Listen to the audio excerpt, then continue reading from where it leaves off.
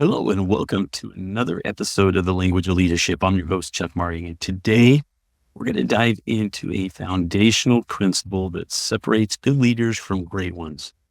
We're going to talk about accountability. Now, accountability just isn't a corporate buzzword. It's the lifeblood of effective leadership. It's the glue that binds the teams together, and it's the engine that drives consistent success. True accountability transforms leaders into role models, and it empowers their teams to operate at their best. So let me start by sharing a quick story to set the tone. In 2008, Captain Chesley Sully Sullenberger, he safely landed U.S. Airways Flight 1549 on the Hudson River. Both engines failed. When interviews after the event, Sully didn't bask in the glory of being a hero. Instead, he consistently acknowledged his responsibility to the passengers and his crew. His years of preparation and discipline and accountability to his role saved 155 lives. Sully didn't just perform in a moment of crisis. He modeled what it means to be accountable every day. So today, I'm going to draw insights from two powerful books. One of them you heard me talk about on last episode, and that was Greatness by Dr. David L. Cook. The second one we haven't talked about before, but it's just as powerful, and that's Unoffendable by Brant Hansen. These works offer wisdom on cultivating accountability in yourself and also inspiring it in your team. Together, we'll explore practical strategies and real-life examples to help you lead with purpose and integrity. So first, accountability, it's got to start with the leader.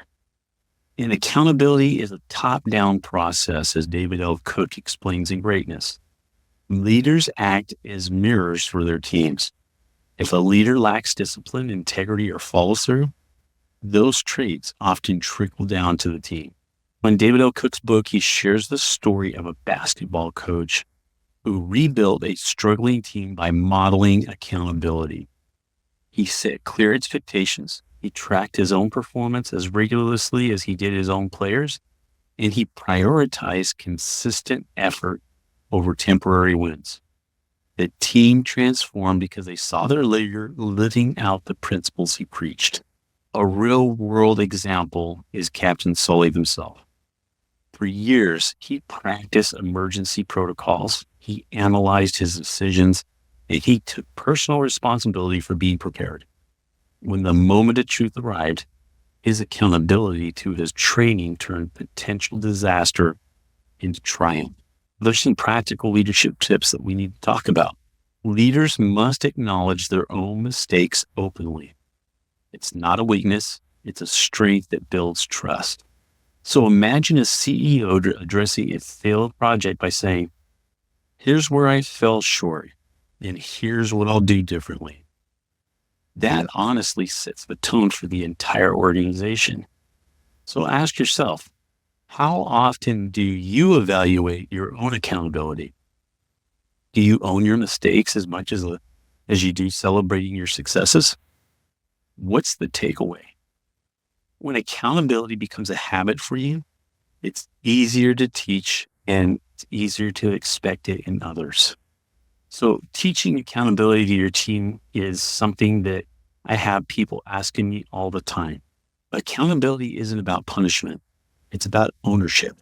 David L. Cook emphasizes in Greatness, a great leader inspires their team to think like stakeholders, not just employees. One powerful method for teaching this is the concept of ownership thinking. Encourage your team members to treat every project as their own business. David L. Cook recounts a story about a team that underperformed until each member was asked to personally define their contributions.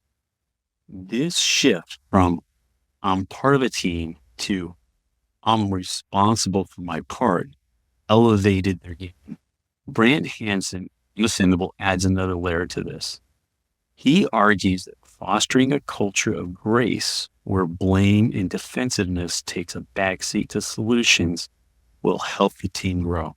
When people feel safe to admit mistakes, they're more likely to hold themselves accountable. Let's look at another real life example. Amazon's Jeff Bezos. is a master of this principle. One hallmark of Amazon's culture is the 6-page memo. Before meetings, leaders and teams write detailed memos outlining problems, solutions, and responsibilities.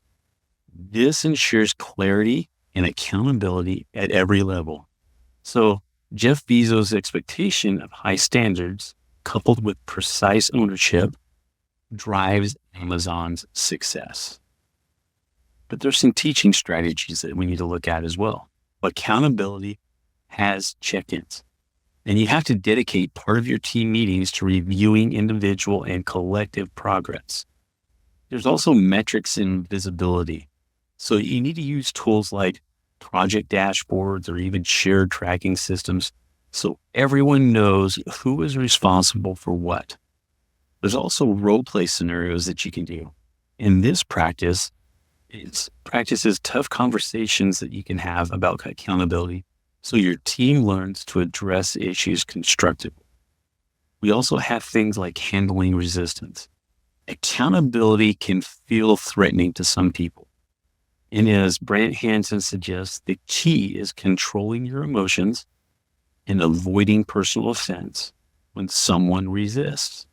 Instead, you focus on guiding them back to the team's shared goals. Now, you have to take that and then build a culture of accountability. Accountability thrives in cultures where it's celebrated and it's not feared. You have leaders like Elon Musk, for example. You have Tesla, that Elon Musk encourages direct communication. He says, if you see something that can be improved, speak up. This empowers everyone from interns to executives to take ownership. Brant Hansen's insights in Unoffendable highlight how grace underpins accountability. A team that embraces grace allows room for learning from mistakes, and it helps foster resilience and creativity. But there's some practical tips for leadership as well. You need to create a safe space. Let your team know it's okay to admit errors without fear of reprisal. You need to encourage peer accountability, and this will help build a culture where the team members respectfully hold each other accountable. You have to celebrate accountability. You've got to reward individuals who are exemplifying ownership and integrity. And then you need to have an example exercise, an accountability circle, for example. And that's where each week a team member shares one success they're proud of, one challenge that they're working to overcome, one lesson that they've learned. And by doing this, it fosters transparency, reflection, and mutual support among the team. Now, overcoming pitfalls and accountability is something that is huge. So let's address some of the more common pitfalls that derail accountability. First and foremost, what I hear a lot from people is micromanagement. Now, leaders often confuse accountability with control. David Oak notes in Greatness that great coaches don't play the game. They guide the players. Now, leaders like Richard Branson, for example, he delegates effectively, and he's trusting in his team to deliver results. There's also part of this that's a pitfall of focusing on blame. And Brant Hansen warns against letting blame dominate accountability in discussions. Instead, he teaches that redirecting focus to solutions is the answer. For instance, like after Toyota faced a massive recall, their leaders doubled down on transparency and problem solving. And this in turn strengthened customer trust. There's also a third pitfall of ignoring individual growth. Accountability shouldn't just be about outcomes.